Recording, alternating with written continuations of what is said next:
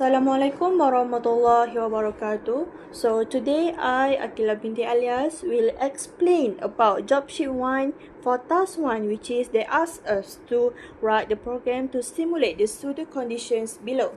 So let's start. For task 1, we start by defining pins 2, 3, and 4 for our red, green, and yellow LEDs. Inside void setup, we use pin mode to set all 3 pins as digital outputs so the Arduino can read and control them as an output.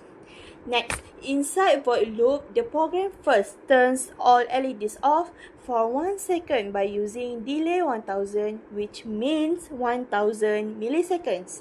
And then, for the running LED sequence, we use a for loop set to run 2 times. Inside this loop, we turn on the red LED for 1 second, turn it off, and the green LED for 1 second, and then turn it off, and finally the yellow LED for 1 second. This creates the red, green, yellow running sequence for 2 times eventually. After the sequence finish, we enter a second loop. The second for loop that also runs 2 times. Here we set 3 LEDs to hide at the same time for 0.5 seconds to turn it on, then turn them all low for 0.5 seconds to create a simultaneous blinking effect. Lastly, all LEDs are set to low for 1 final seconds before the void loop restarts the entire process from the beginning.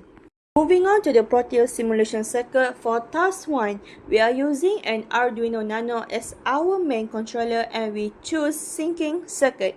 We have connected 3 digital output pins for our LEDs. Pin D2 is wired to resistor R1 330 ohm and connects to the red LED.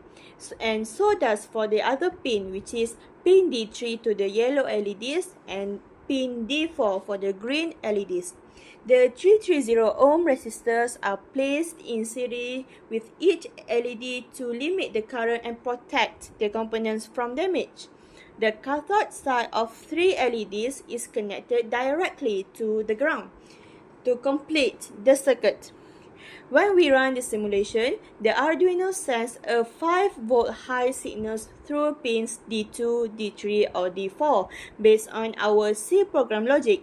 This allows current to flow through the resistors and light up the corresponding LEDs in our planned sequence.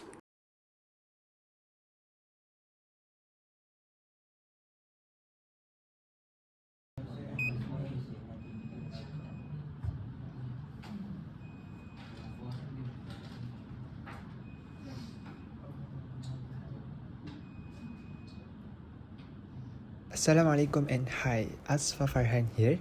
So for my part, I will explain the coding and simulation of task 2 practical assignments 1 as the pseudo condition given. So first, let me explain the coding.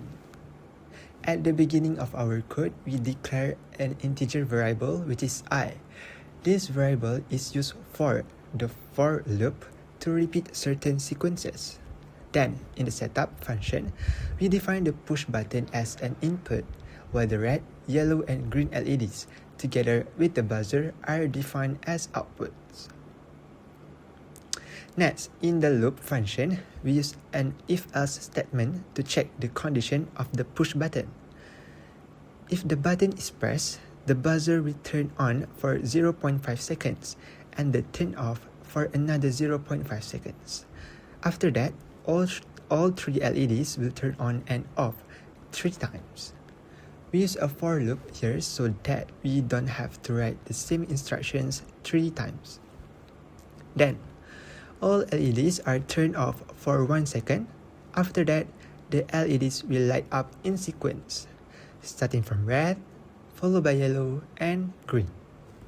The sequence is repeated 2 times. On the other hand, if the button is not pressed, the else statement will be executed.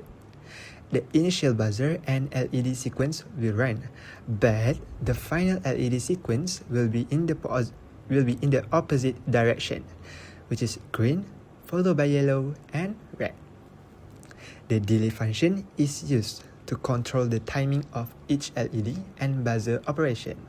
So now, moving on to the simulation. We use Proteus to simulate our circuit and test whether the coding works correctly before using the actual hardware.